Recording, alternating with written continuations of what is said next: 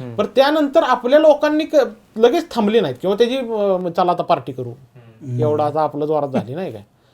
म्हणजे एवढा मोठा म्हणजे माणूस आपण मारला, महाराजांनी मारला, म्हणजे एवढा मोठा आपला विजय झाला की मग लगेच आपल्याकडे पार्टीच पाहिजे. पण कांचनबारीला काय झालं, ज्यावेळी सुरत लुटून परत येत होते आपले लोक, तर त्यावेळी मुघलांच्या फौजा आल्या औरंगाबादवरून आणि ह्यांना पक्क झालं होतं की हे रस्त्यात आपल्याला गाठणारच आहे 100%. कारण मुळात आपल्याकडं लुटीचं साहित्य आहे, बरं ते घेऊन आपण तेवढं स्पीडनं जाऊ शकत नाही. तर कांचनबारीला ती लढाई झाली. तर त्या लढाईचा अत्यंत सुंदर उल्लेख आहे की बाबा शिवाजी महाराज घोड्यावरती बसलेले आहेत, त्यांनी बख्तर घातलेले म्हणजे चिलकत घातलेले आणि दोन्ही हाती पट्टे चढवून राजा 10,000 सैन्याचं नेतृत्व करतो. बरं का, म्हणजे आता 10,000 सैन्य आणि ती लढाई जिंकलोय आपण. म्हणजे अगदी दोन्ही हातात पट्टे, म्हणजे विचार करा घोड्यावर बसून बरं ती लगाम कशी धरायची मग तो घोडाही कंट्रोल करायचा तुम्हाला फक्त पायानं आता. बरोबर. तसं नाही बरं, आता दोन्ही हातात पट्टे म्हणल्यावर ते उतरवायला दुसरा माणूस पाहिजे, ते तुम्हाला नाहीत काढता येणार. आता शस्त्र म्हणले की आजही आपल्या मनगटातील धमन्यांमधील रक्त वेगाने संचारू लागते. अशा पुरातन शस्त्रांना जनमानसांच्या फक्त मनात नव्हे तर त्यांना प्रत्येकाच्या घराघरात आणि देवघरात पोहोचवण्याचे कार्य ज्यांनी केले ते म्हणजेच रुद्र आर्ट्सचे निर्माते श्री सत्यजित वैद्य आणि चंद्रहास उर्फ श्री मृण्मय अरगुणे यांनी प्राचीन, मध्ययुगीन व आधुनिक हत्यारांवर अभ्यास करून PhD घेत माहिती संकलन करत त्यांना फक्त आपल्यापुरते मर्यादित न ठेवता जनमानसांपर्यंत पोहोचवण्याचे महत्त्वाचे कार्य केले आहे. आज त्यांच्या या कार्याची दखल अनेक चित्रपट निर्मात्यांनीच नव्हे तर शासकीय संग्रहालयांनी सुद्धा घेतली आहे. त्यांच्या या अभ्यासपूर्ण प्रवासादरम्यान त्यांना समजलेले शिवराय आज आपण समजून घेणार आहोत.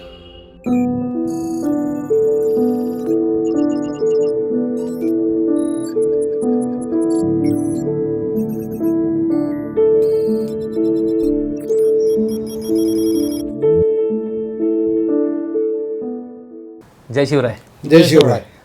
धन्यवाद. आमच्या या मला समजलेल्या शिवरायाच्या पॉडकास्टमध्ये ही पहिलीच जोडगोळीची आमची पॉडकास्ट आहे. म्हणजे रुद्र आर्ट्स आणि चंद्रहास ही दोन नावं ज्या नावांमुळं फेमस झालेली आहेत ते सत्यजित दादा आणि तेजस दादा, तुमचं खूप खूप स्वागत. धन्यवाद. आणि आपण लगेच आपल्या विषयाकडे मोर्चा आपला वळवूयात. छत्रपती शिवाजी महाराज समजून घेणं म्हणजे त्यांच्यातलं शस्त्र आणि शस्त्र वापरण्याची युद्धकला, ह्या दोन गोष्टी समजून घेणं खूप गरजेचं आहे. आणि त्याचमुळे हे कॉम्बिनेशन आज आम्ही जुळवून आणलंय. तर माझा पहिला मोर्चा चंद्रहास दादांकडे असेल की काय सांगाल छत्रपती शिवाजी महाराज समजून घेताना काय अनुभव आला? आता छत्रपती शिवाजी महाराज समजून घेताना हा जो मुद्दा आहे, आता माझा मुख्यत्वे अभ्यासाचा विषय शस्त्र आहे.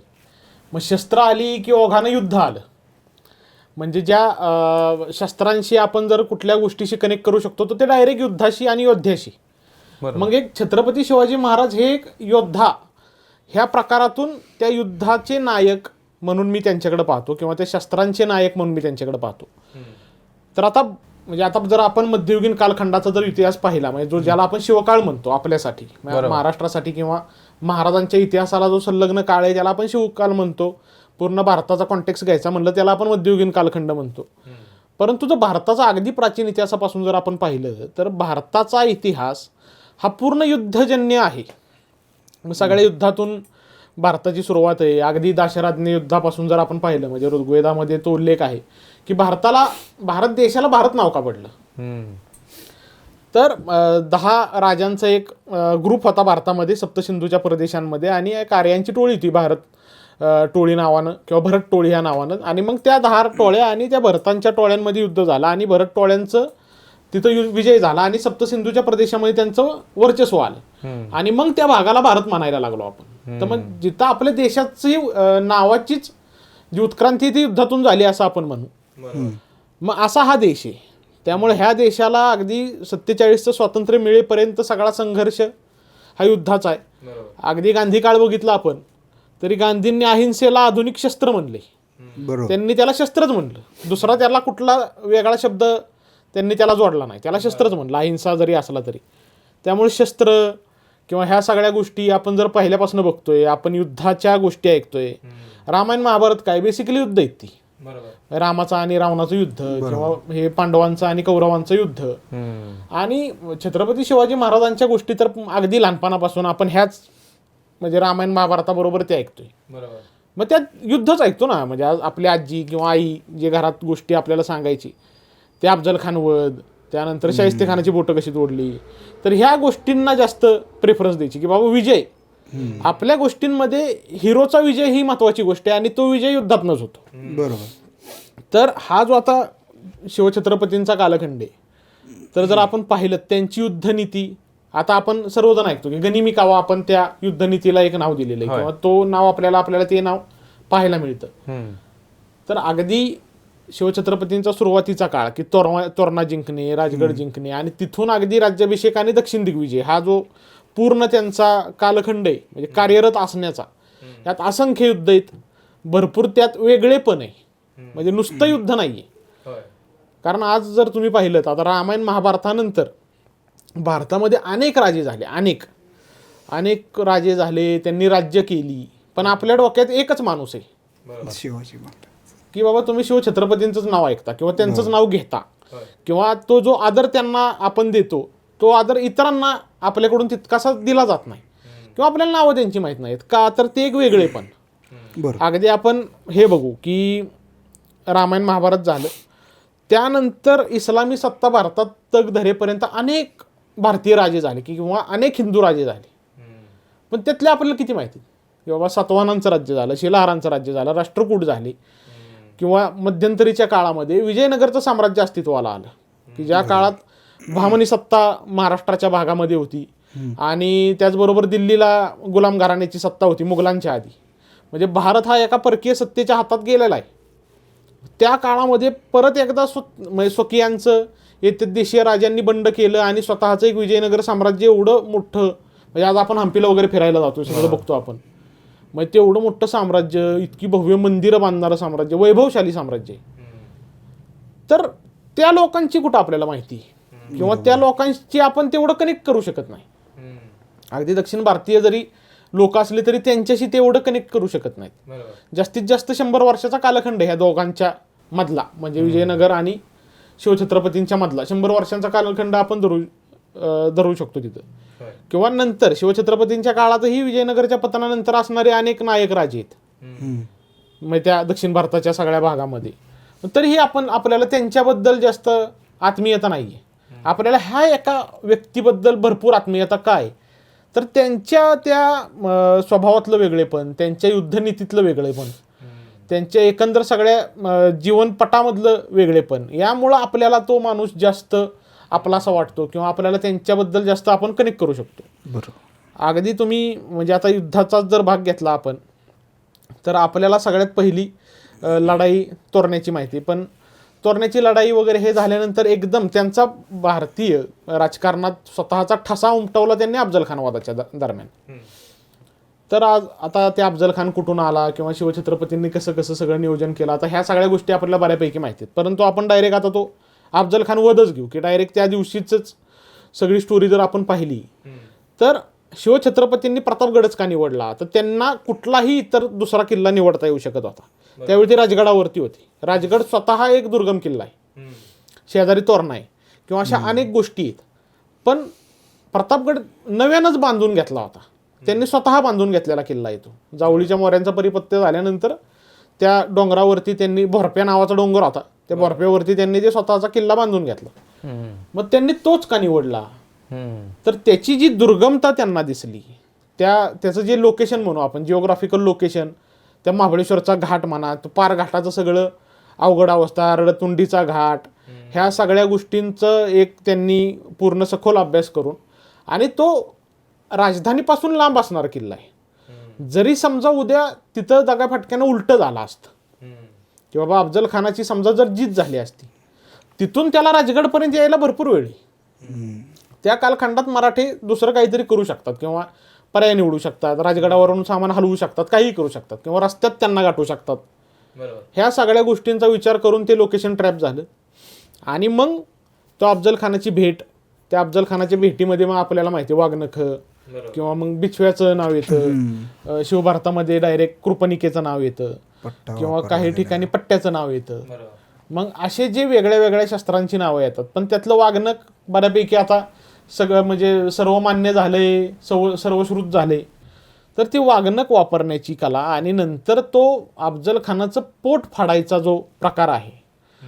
मग आता बऱ्याचशा लोकांना काय वाटतं की त्या वाघनखांनीच तो मेला अफजल खान, किंवा वाघनखांनीच त्याची आतडी निघाली. बरोबर. आता जर आपण पाहिलं की अफजल खानाची एक अॅनाटॉमी आणि शिवछत्रपतींची एक अॅनाटॉमी, त्यांची बॉडी, हाईट, वेट, सगळ्या ह्या गोष्टीत अफजल खान कधीही उजवा होता. उंचीनं जास्त होता, तब्येतीने चांगला होता, वरनं चांगला राजकारणी होता, मेंदूनं पण बळकट आहे. असंही नाहीये की बाबा तो असाच म्हणजे अर्धांड आहे आणि डोकं त्याचं काही काम करत नाही, असं पण नाही. मग सगळं त्याचं चांगलं आहे. अशा मनुष्याला आपल्याला एकांतात भेटायचंय किंवा एकट्यानं भेटायचंय आणि थोडक्यात ती मिटिंग प्लॅन केलेली आहे की आता त्या शामियानामध्ये जाऊन आपण काहीतरी, म्हणजे मिर्झा राजेंबरोबर झालं शिवछत्रपतींचं, तेच करायचंय थोडक्यात, नाही का, की आपल्याला जायचंय समोरासमोर बसायचे, बाबा किल्ले दे, हे कर ते कर, आमच्याकडे ये, नोकरीला राहा, हे असं काहीतरी करायचं, ह्या प्रकाराचा सगळा तो सेटअप होता. त्या सेटअपमध्ये गेल्यानंतर त्या ज्यावेळी त्या गाळाभेटी झाल्या तर ते आधी शिरेपट्टांच्या कस्तुररंगाला असंच दगाफटक्यानं अफजल खानानं मारलं होतं. ती स्टोरी इकडं माहीत होती किंवा ती सर्वश्रुत होती. त्यामुळे हे पण स्वतः तयार होते, म्हणजे असे गाफील नाही राहिले की बाबा एवढं आपलं पत्रव्यवहार झाले किंवा त्यांचा वकील येऊन आपल्याला सांगतोय की बाबा नाही बरोबर, तो तुम्हाला काय करणार नाही किंवा असं व्यवस्थित आहे सगळं, असं त्यांनी त्याच्यावर विश्वास ठेवला नाही. मुळात चांगल्या योद्ध्याची हीच लक्षणं आहेत की तो सदैव तयार असतो. बरोबर. त्यामुळे त्यांनी त्या गोष्टींकडे लक्ष दिलं नाही. त्यानं पाठवलेले सगळे तुमचे आश्वासनं असतील किंवा काय असतील त्या गोष्टीकडे अजिबात लक्ष न देता त्यांनी स्वतः तिलखत चढवणे म्हणा किंवा वाघनख बाळगणे, त्याचा बिछवा ठेवणे किंवा छुपी शस्त्र ठेवणे. कारण आपल्याला त्यांची जी ओरिजिनल शस्त्र आहेत, म्हणजे अगदी तलवार वगैरे जी मोठी शस्त्र जी आपण दाखवत असतो, तर ती बाहेर ठेवायची ते आधीच ठरलेले. बरोबर. त्यामुळे पण एकंदरीत त्या शामियान्यामध्ये किती शस्त्र होती दोघांकडे मिळून? आता जे उल्लेख आहेत त्यामध्ये अफजल खानानं यांच्यावरती जमदाड चालवली असा उल्लेख आहे की कुशीत जमदाड चालवली. आता जमदाड म्हणजे नक्की काय ह्याच्याबद्दल खूप वाद आहेत बरं का. बरोबर. आता जमदाड ह्या शब्दाचा म्हणजे तो यमदाड या शब्दाचा अपभ्रंश आहे. म्हणजे आपण नाही का म्हणतो यमाच्या किंवा मृत्यूच्या दाढेत माणूस गेला असं म्हणतो आपण, असा वाक्प्रचार आहे. मृत्यूची दाढ म्हणजे यमाची दाढ, यम हा मृत्यूचा देव आहे. मग ती यमाची दाढ म्हणून जास्ती करून सध्या कट्यार म्हणजे जमदाड असू शकते असं म्हणलं जातं. किंवा प्रताप शस्त्रागार हे जर पुस्तक तुम्ही पाहिलं तर 2 पात्याचा बिछवा असतो, एकामेकाला समांतर असे 2 पाती बिछव्यातून निघतात, तर त्याला त्यांनी जमदाड म्हणले कारण तो दाताचाच आकार आहे ना, 2 दातांसारखा. त्यामुळं माणिकराव जे त्या प्रताप शस्त्रागारचे लेखक आहेत त्यांनी त्याला जमदाड म्हणले. जर आपण शीख संस्कृतीकडे बघितलं तर शिखांकडं एक सोसनपट्टा नावाची एक तलवार असते, अशी त्याला डबल कर्व असतो. तर आपल्याकडे तो कर्व छोटा असतो, शिखांकडं तो कर्व ज्यावेळी पुढं जातो, पिपळा ज्याला म्हणतो आपण, म्हणजे एकदम टोकापासून वरच्या बाजूला जिथं धार असते पाठीच्या बाजूला पात्याला, त्या पिपळ्यात ते थोडंसं फुगलेलं असतं, तो सोसनपट्टा त्यांचा, त्याला ते जमदाड मानतात शीख लोक. तर मग असे जमदाडाचे आत्ता पण चालू घडीला भरपूर त्याचे वर्जन आहेत. त्यामुळे नक्की कशाला जमदाड यांनी म्हणलं ते सांगता येणार नाही. मग ती जमदाड त्यांनी चालवली आणि मग शिवाजी महाराजांनी पहिल्यांदा त्याच्यावरती वाघनखांनी हल्ला केला, पोटावरती वाघनखं लावली आणि त्या वाघनखांच्या त्या छोट्या छोट्या पात्यांनी तिथं जखम झाली, थोडक्यात ती आत गेली ना, आणि त्यानं ती मिठी चैल झाली कारण ती वेदना आहे. अशी एकदम काहीतरी काम करत असताना धरून चाला, अगदी आज आता आपण काहीतरी एकाग्रतेनं काम करतो किंवा तुम्हीच समजा कॅमेरा घेऊन कुठेतरी उभे आणि तुम्हाला साधी मुंगी जरी पाहायला चावली तरी आपलं लगेच लक्ष विचलित होतं. बरोबर. तर ते विचलित करण्यासाठी वाघनखं वापरली आणि त्यानंतर मग बिछव्याने किंवा कट्यारीने, पण मला बिछवाच वाटतं कट्यारीपेक्षा. काही ठिकाणी कट्यार पण म्हणतात किंवा दाखवतात चित्रपटांमध्ये वगैरे. बिछवा असावा. बिछवा का असावा तर बिछव्याला पण असा डबल कर्व असतो, डबल डबल वक्रता असते.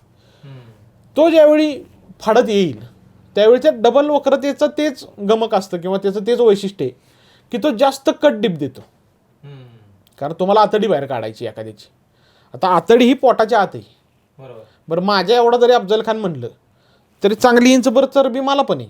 आणि त्याचे अंगावरचे कपडे सुद्धा त्यांच्या आतली बंडी असेल, त्याच्यावरचा अंगरखा, त्याच्यावर जॅकेट, त्याची लेअर जाड आहे. त्याच्यामध्ये पण तो गेला पाहिजे ना. त्याची स्वतःची लेअर जाड आहे, स्वतःची लेअर जाड आहे, त्याच्या आतली ती आतडी तुम्हाला नाही म्हणलं तरी 3-4 इंच आत जायचंय. आत जायचं.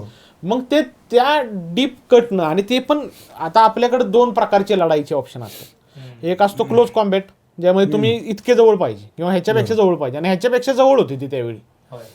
आणि एक असतो आपला डिस्टन्सवरचा कॉम्बॅट, मग त्यामुळे तलवार किंवा भाल्यानं तुम्ही मारू शकता. पण इतक्यात जवळून तुम्हाला जर ते प्रेशर क्रिएट करायचे, कारण त्यामध्ये सगळं आलं, म्हणजे तुम्हाला त्या तलवारीला किंवा त्या शस्त्राला धार आली, त्या बिछव्याला, त्याला तुमचं प्रेशर कसं जाते, त्याचा तुमचा त्या बॉडीचा कटिंग अँगल कसा बसतोय, मूठ महत्वाची, त्यानं तो कट कसा बसेल, किंवा तो आता तुम्ही जर कधी ऑपरेशन्स पाहिले, आता युट्यूबवर ऑपरेशन्स अवेलेबल असतात, तर ते कसे कट देतात. जर डीप कट द्यायचा आहे तर तो व्हर्टिकल अँगल घेतात. जर तुम्हाला डीप कट द्यायचा नाहीये परंतु तो हॉरिझॉन्टली आला पाहिजे बॉडीवरती, तर मग तो असा 45 डिग्रीला इन्क्लाइन असतो कटर त्यांचा, आणि ते कटरनं मग ते कट देतात. तर हे पण शास्त्र आहे ना त्याच्या मागचं. मग त्या सगळ्या गोष्टी तुमच्या जमल्या तर ते होणार.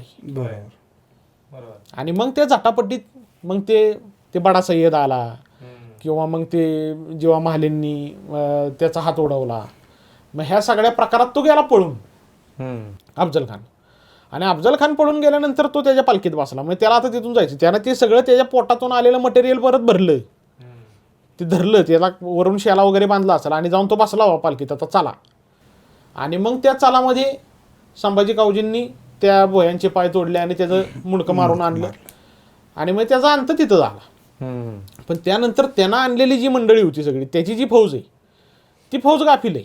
त्यांना काय वाटते की आता बाबा हे शिवाजी महाराज येणार, ह्यांची मिटिंग होणार, हे आपलं त्याला धरणारच आहे, आपण आलोच त्यासाठी.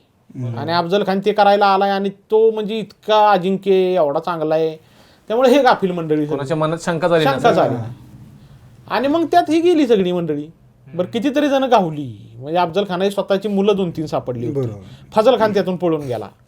मग त्यानंतर मग जे युद्धबंदी आहेत त्यांना मग इकडं प्रतापगडावर आणलं गेलं. त्या अफजल खानाचं मुंडकं राजगडला मासाहेबांना दाखवण्यासाठी घेऊन गेले.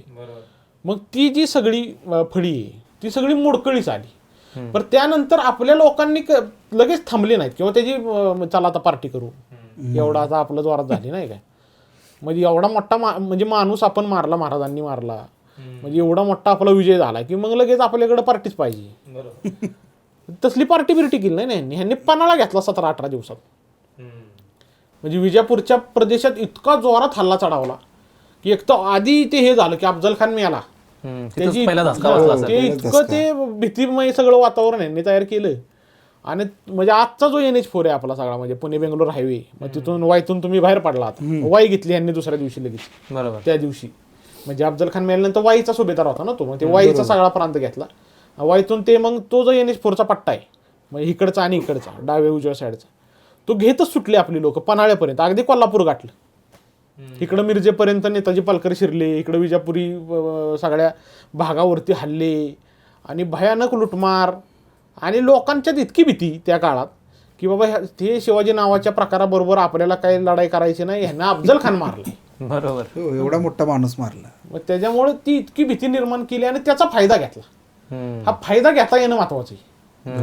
म्हणजे तो युद्धाची स्ट्रॅटेजी जी काही होती, काय वाटतं तुम्हाला की ती युद्धाची जी स्ट्रॅटेजी आहे, हा कॉन्फिडन्स आधीपासून होता का की मी ह्याला मारणार आहे तिथून पुढे आपल्याला पन्हाळा गाठायचा आहे? 100% बरोबर. हे प्लॅनिंग शिवाय होऊ शकत नाही. त्याची तयारी केली ना, म्हणजे फक्त अफजल खान मारायचं हे प्लॅनिंग नाहीये, त्याला मारल्यावर काय प्रेशर टाकायचंय. बरोबर. कारण विषय काय माहिती का, म्हणजे छत्रपती शिवाजी महाराज म्हणजे हे प्लॅनिंगचं दुसरं नाव आहे. त्या माणसाकडे सगळ्या गोष्टींचं प्लॅनिंग असल्याशिवाय हे तयार होत नाही. बरोबर. म्हणजे बाबा त्यांचं काय आहे, बाबा समजा ह्यात जागा फटका झाला आणि माझंच बरं वाईट झालं, शिवछत्रपतींचंच काहीतरी बरं वाईट झालं, तर त्याला पण त्यांच्याकडे काउंटर आहे काहीतरी. आणि जर आपण जिंकलोच तर मग त्याला काय करायचं आता, मग त्याच्यानंतर काय करायचं. त्याच्यानंतर मग रुस्तमे जमाची फौज आली. रुस्तमे जमाची फौज आल्यानंतर त्या मिरजच्या भागातून त्यांना आत येऊन दिलं. सुरुवातीचा प्रदेश त्यांना जिंकून दिला यांनी आणि पुढे पळत गेली की या बाबा तुम्ही, आम्ही भिलो नाही का. आणि मग मैदानात युद्ध झालं पहिलं, शिवछत्रपतींच्या आयुष्यातलं पहिलं मैदानी युद्ध रुस्तमे जमाबरोबर झालं. आणि ते पण त्यांनी इतकं एकतर कमी लोकसंख्या आपल्याकडं, फौज फाटा त्यांच्यापेक्षा कमी, मग त्यात इकडून एकदा उजवीकडून त्यांच्यावर हल्ला करायचा, एकदा डावीकडून हल्ला करायचा, म्हणजे त्या सगळ्यांवरती एकसाथ तुटून नाही पडायचं. एक एक त्यांचा फ्रंट तोडायला सुरुवात करायची, मग त्यांनाच हैराण करायची. उजव्या कडच्यांना मारून पळून जायचं की लगेच डावीकडे जायचं. मग ते उजव्या आधीच ऑलरेडी थकलेले असतात आणि त्यांचं लक्ष इकडं असतं, आता बाबा गेल्यात पळून तू परत येतील. मग हे असं करून रुस्तुम जमाला हरवलं. ह्याच्या आधी कधी मैदानावर आपण लढलो नाही. ह्याच्या आधी डोंगरानंच युद्ध झाली, फतेखानाबरोबर पुरंदरचं युद्ध झाले. मग तेही बघा, आता त्यावेळी तर वय कमी आहे, म्हणजे अफजल खानापेक्षाही वय कमी.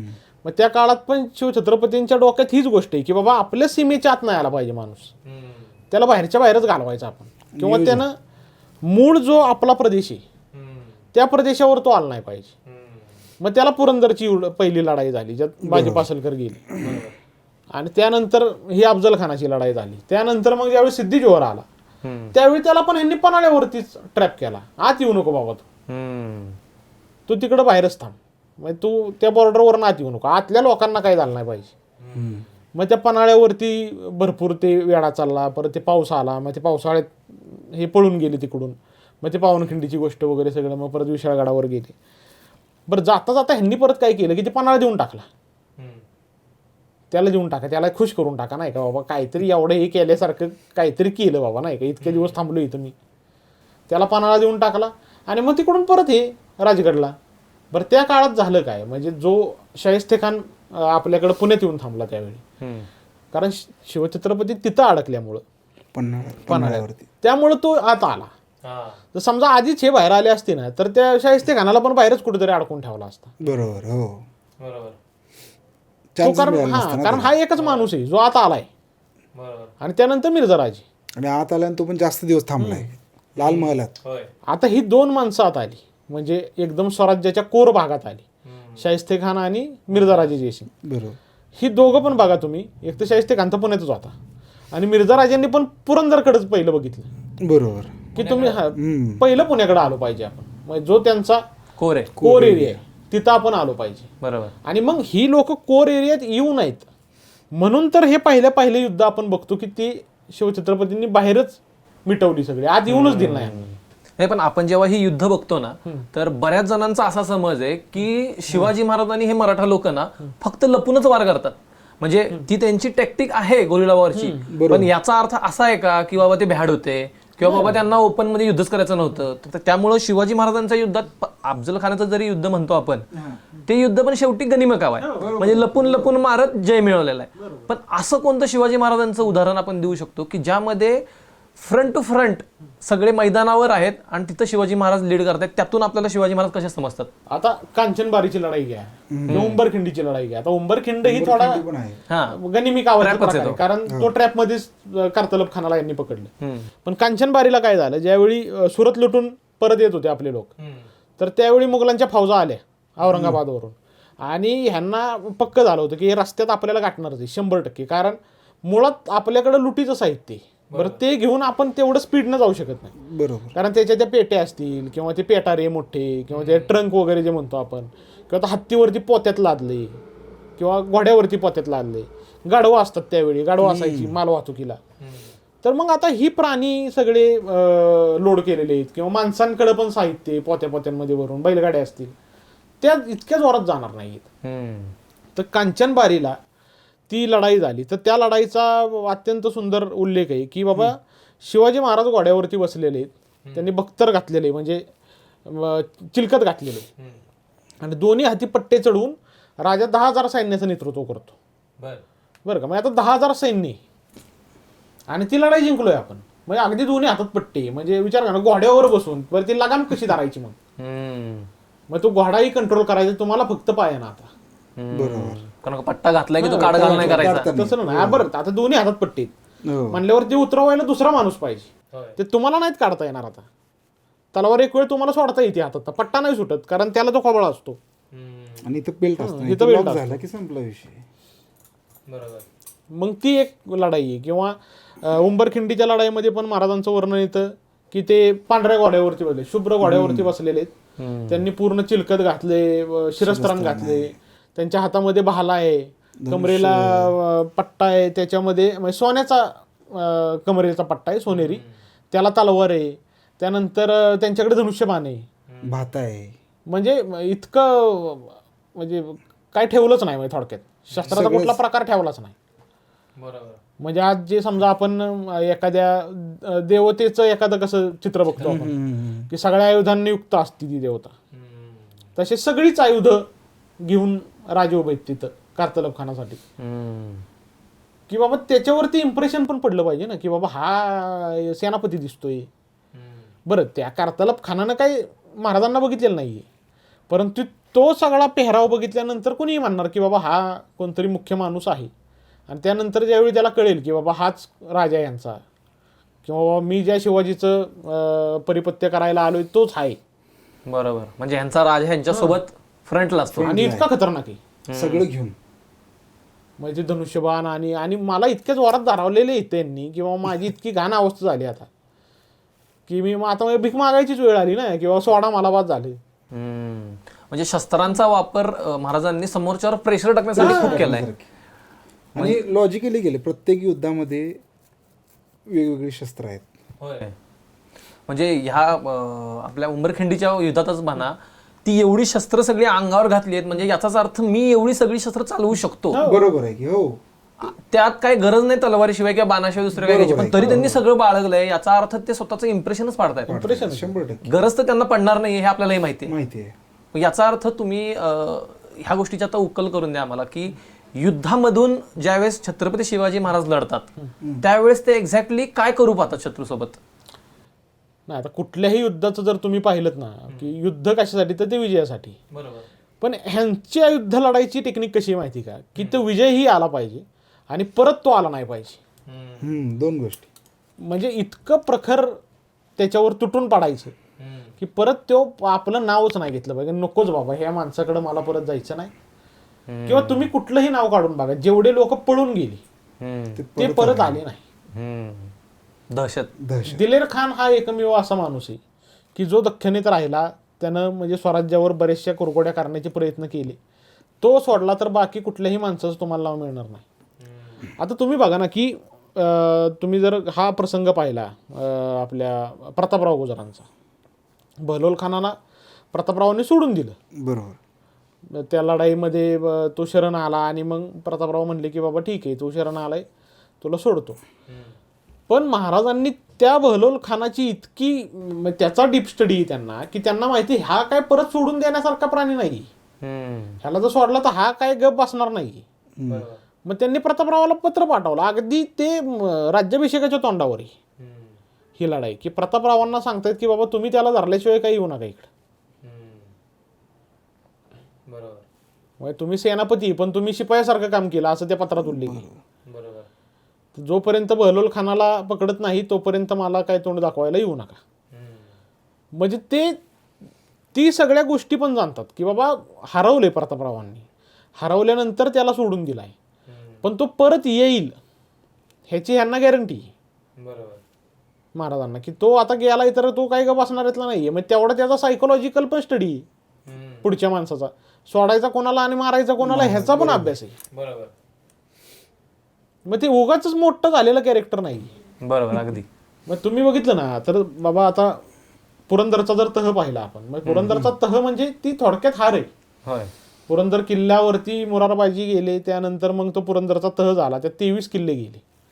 23 किल्ले गेले, 4 लक्ष होऊन उत्पन्नाची जमीन गेली आणि म्हणजे भरपूरच गेले सगळं. त्यानंतर आग्रा भेट झाली.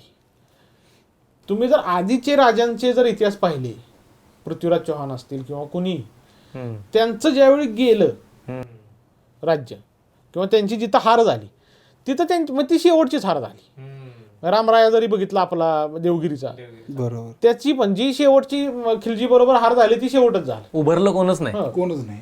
एकदाचा तह झाला त्यांच्याशी की जे तहात अडकायची लोक. रामरायाने तह केलता पहिला रामदेवरायांनी, मग त्यात तिथं किंवा ह्याचा जो रामराय आपला विजयनगरचा शेवटचा, मग ह्या अलायन्स फौजेचा त्यांच्यावरती हल्ला झालाय. निजामशाह, कुतुबशाह वगैरे सगळ्यांनी एकत्र येऊन हल्ला केला होता.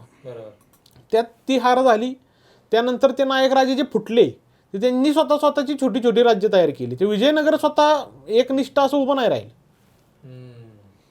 पण तसं इथं नाही झालं. म्हणजे अगदी पुरंदरचा तह झाला, त्यात एवढे किल्ले गेले. तिथनं आपण आग्रा भेटीला महाराज इथून गेले, आग्र्यामध्ये ती भेट झाली, तिथं त्यांना नजरकैद झाली, तिथून ते सुटून आले.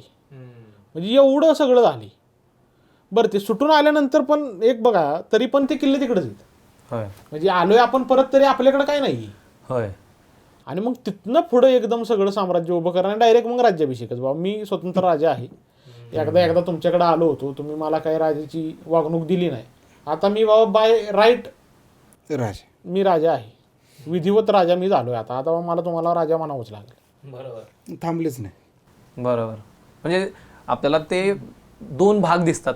आधीचं आग्र्याला जाण्याआधीचं राजकारण म्हणजे 24 किल्ले दिले काय आणि इकडे 350 किल्ले परत उभे राहिले काय, एवढा ड्रास्टिक डिफरंट शिवाजी महाराजांनी जी गगन भरारी घेतली ती आपण बघतोच युद्धांमधून.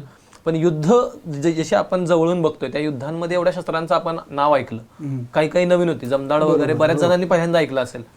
मग माझा तुम्हाला प्रश्न असा आहे सत्यजित दादा की या सगळ्या युद्धांच्या सामग्रींमध्ये शस्त्रांमध्ये हे एक ठराविकच आपली मराठा वेपन्सच का फेमस आहेत? कारण त्याचा वापर जास्त झाला आणि मुळात कसं आहे, शिवाजी महाराजांच्या वापरात जी शस्त्र होती, जसं की आता आपण प्रामुख्याने ज्या शस्त्रावरती जास्त भर देतो मराठा धोप, तर ती महाराजांच्या वापरात आपल्याला जास्त दिसते. जसं की आपण महाराजांची जगदंबा तलवार बघतो जी आज लंडनला आहे, ती सुद्धा मराठा धोप आहे, सरळ पात्याची. आज सिंधुदुर्ग किल्ल्यामध्ये जी आपण बघतो ती सुद्धा सरळ पात्याची आहे.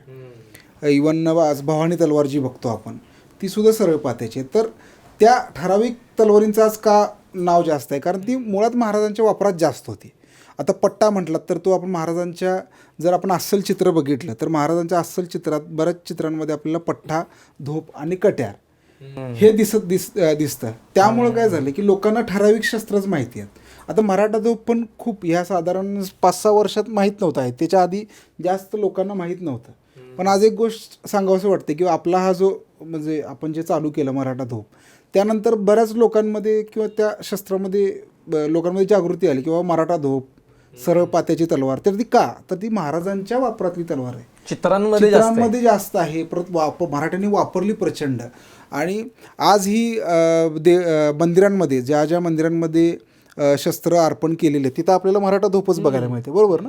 जेवढ्या जे वारण्याचा तह जरी असेल तरी म्हणजे आता कसं मराठा धोपच बघायला आता ह्यात जरा मी इंटरप्ट करतो की मराठा धोप ही जी तलवार आहे तर शिवछत्रपतींनी त्याचा शोध लावला असं म्हणलं जातं. बरोबर. म्हणजे आता हे व्हॉट्सअप युनिव्हर्सिटी तुम्हाला माहिती कशी असते.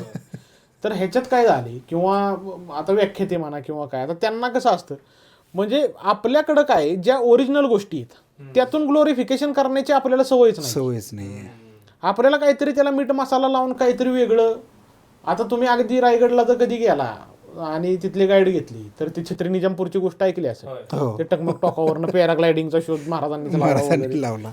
आता ह्या अशा गोष्टींमुळे आपल्याला त्यातून दाखवायचे. पण आपल्याला कंचनबारीची लढाई माहीतच नाही लोकांना की बाबा स्वतः महाराज 2 हातात पट्टे चढून म्हणजे ते कसं चित्र उभं राहते. बरोबर. त्याचं तुम्ही कधी चित्र बघितलेलं नाही, त्याचं चित्र मी पण नाही बघितलेलं बरं का, की ती कसं झालं असेल किंवा महाराज पण आपण 2 हातात पट्टा घातलेले कधी बघितलेच नाही, इमॅजिन नाही केले. इव्हन आपण 2 हातात पट्टे घेतलेले बाजीप्रभू बघतो का, कारण ते पावनखिंडीचे कथेमधून बाबा फेमस आहे. तर लोकांना माहिती आहे की बाबा पावनखिंडचं युद्ध म्हणजे 2 हातात पट्टी लढाई, हे फेमस झालेलं आहे त्या हिशोबाने. आता ह्या गोष्टी कशा आहेत माहिती का, जर तुम्ही हे बघितलं धोपेचं उगम, तर धोपेचा उगम आपल्याला सांगितला जातो की शिवाजी महाराजांनीच त्याचा शोध लावला. तर तो कसा लावला तर त्याच्या मागची एक स्टोरी भारी आहे की आता आपली प्रामुख्यानं लढाई आहे आदिलशाह, निजामशाह आणि मुघलांबरोबर.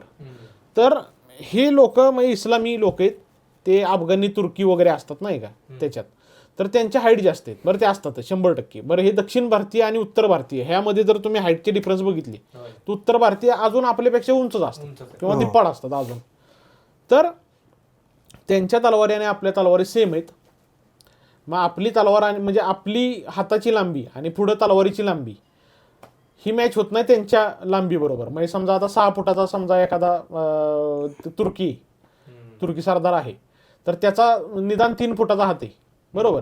तर 3 फुटामध्ये समजा 3 फुटाची तलवार तो 6 फुटाचा रेडियस कव्हर करतो आणि आपला माणूस 5-5.5 फुटाचा असतो नॉर्मल हाईट.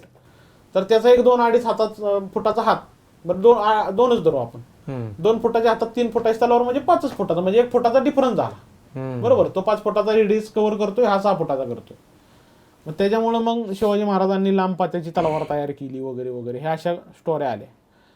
परंतु आपण जर पाहिलं की शहाजहानचं मिनिएचर पोर्ट्रेट अवेलेबल आहे, त्यानंतर लखुजी जाधवांचं एक मिनिएचर पोर्ट्रेट अवेलेबल आहे मिट म्युझियम मधलं, त्यानंतर इब्राहिम आदिल शहा जो दुसरा की जो स्वतःला सरस्वती पुत्र म्हणवून घ्यायचा विजापूरचा, त्यानंतर मलिक अंबरचा आहे सगळ्यात तर आधी. हे 4 लोक आहेत.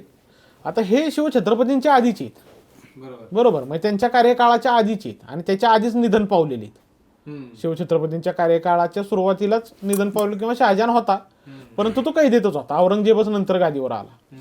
तर ह्या चौघांच्या पोर्ट्रेटमध्ये आपल्याला धोप बघायला मिळते. ते आधीपासून आहे, फक्त महाराजांनी वापर त्याचा जास्त प्रमाणात केला, म्हणजे मराठ्यांनी वापर प्रचंड प्रमाणात केला. मराठ्यांनी महाराजांनी त्या तलवारीचं जे त्याचं वैशिष्ट्य आहे ते जाणलं, इम्पॉर्टन्स आणि तिला मग इम्प्लिमेंट केलं की बाबा तुम्ही आता पारंपरिक गोष्टीतून बाहेर पडा आणि ही मोठी धोप वापरा. आता त्यात पण काय होतं माहिती का, धोप असती 4 फुटापासून अगदी आपल्याला 3 फुटाची पण धोप बघायला मिळते बरं का. ती त्या माणसाला कधी कॅपेबल आहे ज्यावेळी ती मूठ त्या माणसाच्या हाता एवढी असेल. जर आपण हे लॉजिक लावलं बरं का, म्हणजे आपल्याकडे ना मुळात इतिहासाचा अभ्यास करत असो आपण तर आपण फक्त भूतकाळाचा अभ्यास करतो, त्याला सायन्स लावत नाही, त्याला भूगोल लावत नाही, मग इतर कुठलीही गोष्ट लावत नाही. किंवा आपण जर समजा भूगोलाचा अभ्यास करतोय तर त्याला ह्या बाकीच्या गोष्टींचं इम्प्लिमेंटेशन करत नाही. म्हणजे आपल्या शिक्षण पद्धतीत पण तो दोष आहे आणि आपल्या मानसिकतेत पण तो पहिल्यापासून आलेला दोष आहे. बरोबर. आता जर आपल्याला प्रतापगडची लढाई बघायची तर आपल्याला तो भौगोलिक भाग बघितला पाहिजे, तिथलं वातावरण बघितलं पाहिजे. पण ती ज्या कालखंडात लढाई झालेली, ज्या महिन्यात झालेली, त्या महिन्यातलं तिथलं वातावरण काय आहे, तर थंडीच्या दिवसात झालेली, मग महाबळेश्वरची थंडी हा जो प्रकार आहे तो आपण बघितला पाहिजे. त्यानंतर ही जी शस्त्र आहेत ह्यांची, मग तुम्ही त्या शस्त्राला ती एक भावनिक बाजू सोडून किंवा त्याचा ऐतिहासिक बाज सोडून त्याच्याकडे एक मेटल पीस म्हणून बघा, त्याला फिजिक्स अप्लाय होतं, बरोबर, त्याला सगळं अप्लाय होतं, मग त्यातनं तुम्ही बघा. तर जर त्यावेळी जर तुमची मूठ जी तलवारीची ती जर तुमच्या हातापेक्षा मोठी असेल, जर 5 फुटाच्या माणसाच्या हातात 4 फुटाची धोप दिली आणि ती मूठ जर माझ्या हाताच्या मापाची असेल, ग्रीपपेक्षा मोठी असेल, तर आणि त्याच्या हातात समजा असा एवढा एवढा गॅप राहत असेल तर त्याचा उपयोगच नाही ना, ते हातात तलवार फिरते, हातातच ती सटकणार ना, ती कम्फर्टेबल आणि पॅक बसली पाहिजे, ती पॅक तुमच्या हातात झाली, पॅक बसली पाहिजे. बरं, अशाही तलवारी आहेत की ज्या 4 फुटाच्या आहेत पण त्याच्या मुठी लहान आहेत, मग ती बरोबर आहे छोट्या माणसाच्या मापाची. बरोबर, तुझं स्ट्रेंथ लागते, पॉवर लागते, ह्याच्यात धरून चालत नाही.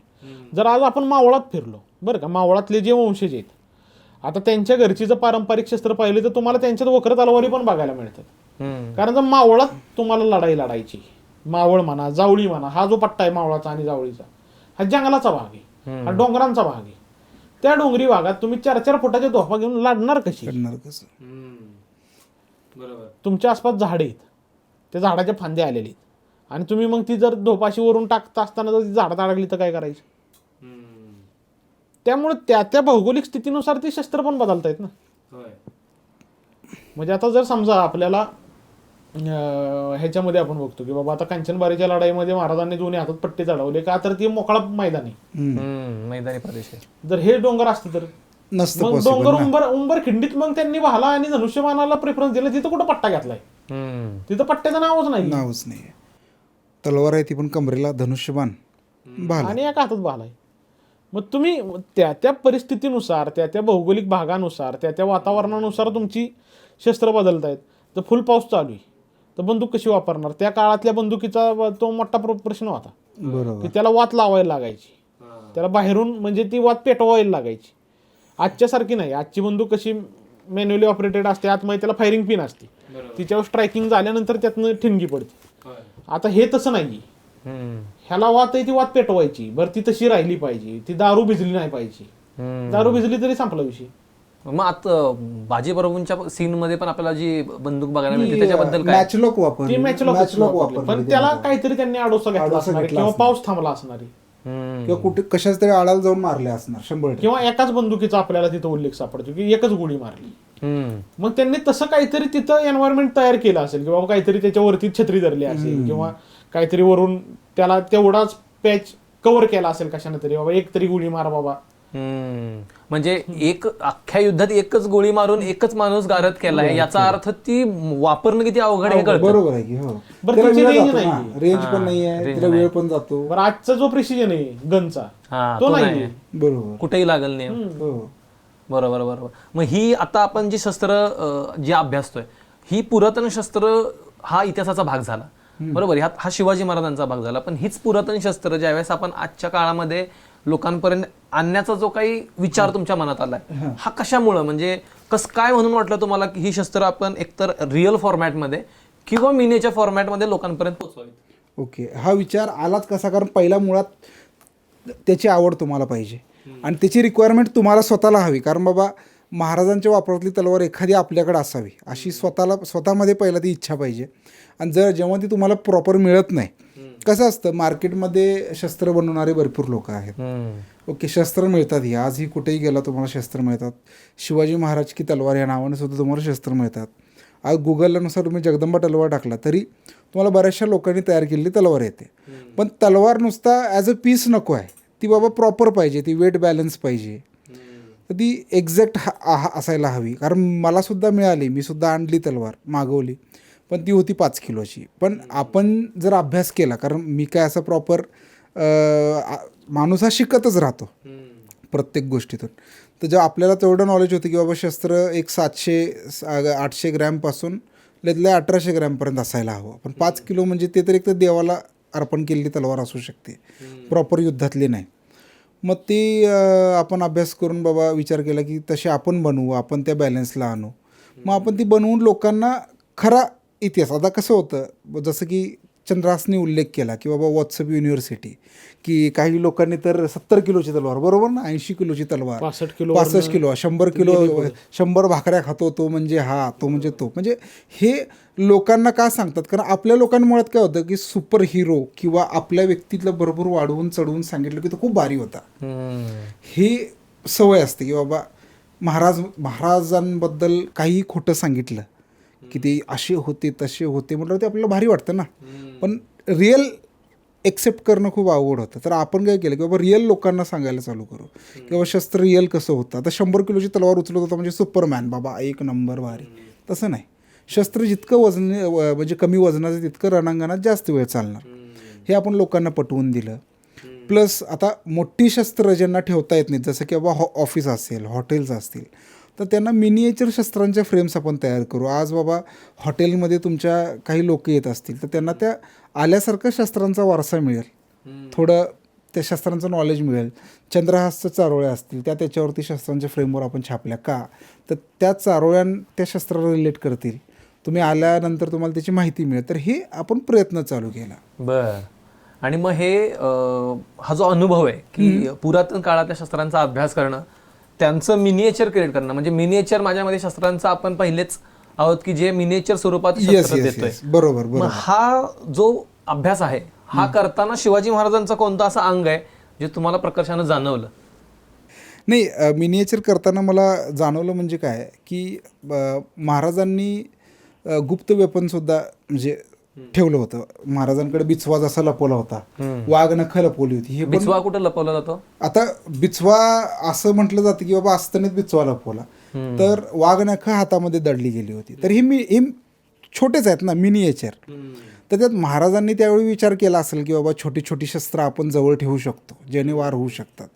तर त्या शस्त्रांमधून बाबा मला पण एक आयडिया आली की एक मित्र माझे आहेत, त्यांनी काही मिनिएचर शस्त्र बनवली होती. तर त्यावरून थोडी आपण आयडिया घेऊन छोटे छोटे शस्त्र बनवली.